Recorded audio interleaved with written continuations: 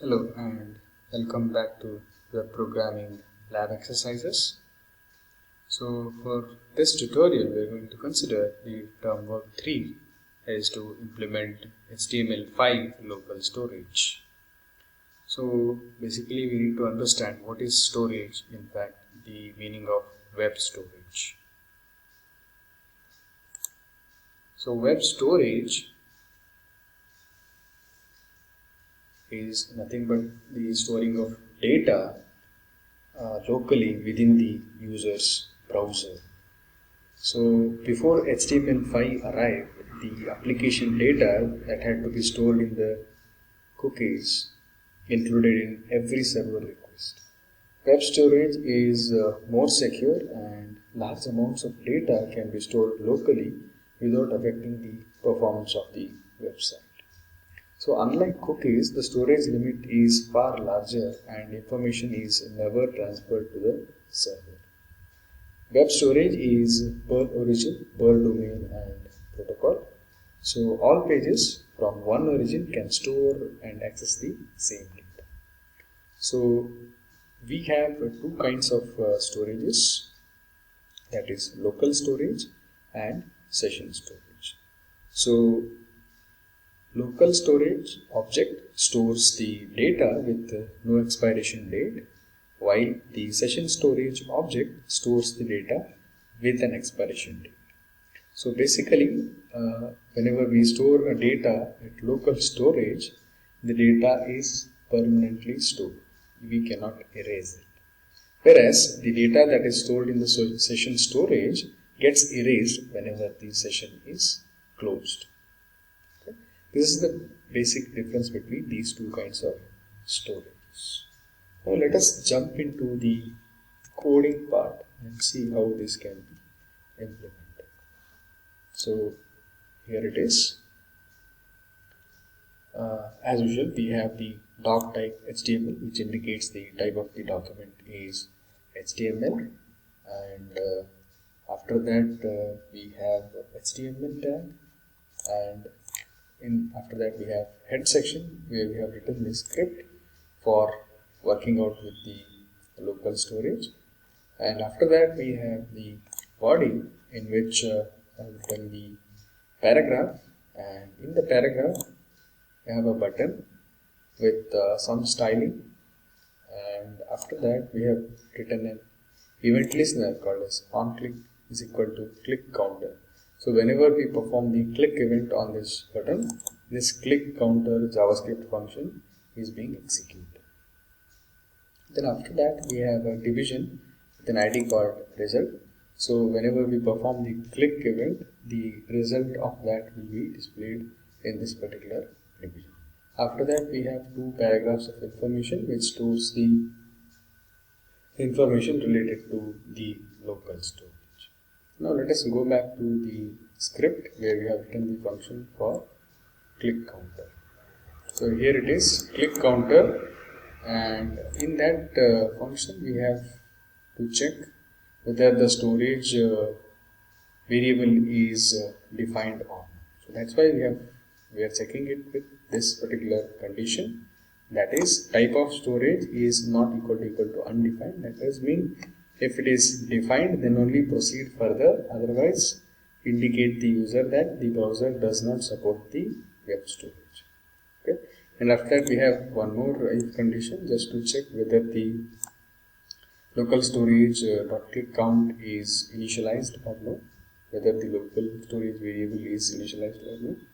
So if it is initialized, we'll just try to increment it by using this statement, local storage.click count is equal to number.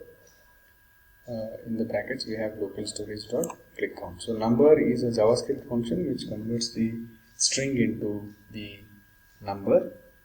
So this integer is getting incremented with the help of +1. Otherwise, if this local storage.click count, if it is not initialized, then we are setting it to be equal to 1. So after this, once we are storing the local variable, then we try to represent it at the appropriate place. So for that we need to target the division with the ID called as result. So that's why we have this statement document.get element by id result. This is how I target the division with the id called as result, and dot inner HTML will push the HTML code into that particular division. So I have an H3 with you have clicked the button, and this local storage dot click count is the variable in which we have the total number of clicks that we have performed, and we have times in the H3 block. So this is how we represent the locally stored variables value. Now let us execute this and see how this will work.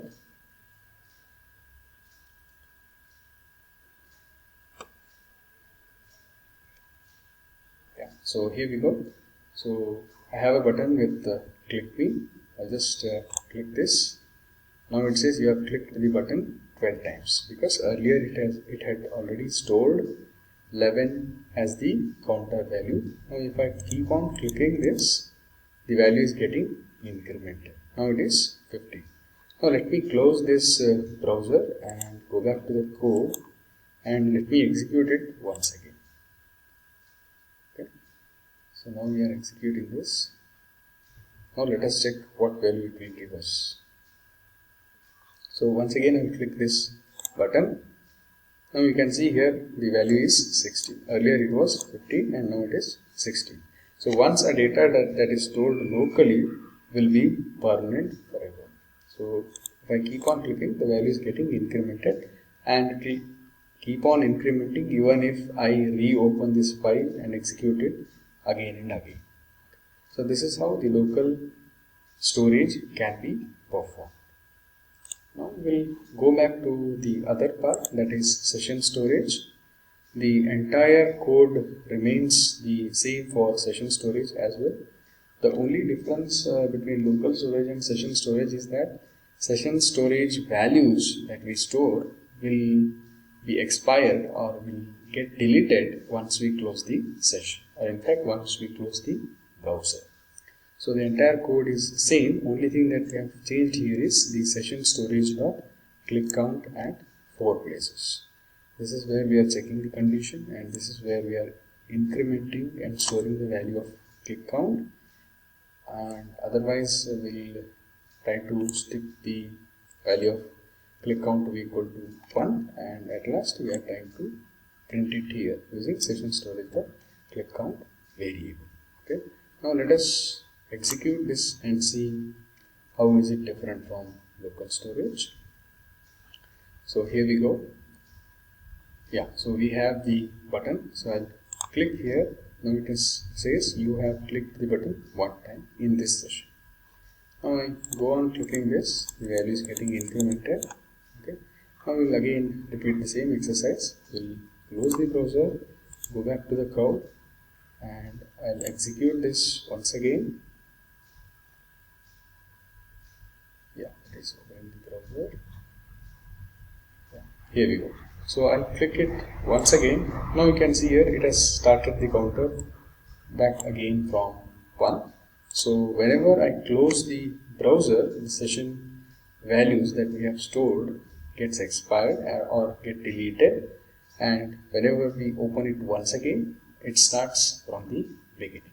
So this is the main difference between the local storage and session storage. So the local storage variable stores the variables or values on a permanent basis with no expiration date, whereas the session storage variables will store the values as per the session that is going on or with an expiration date.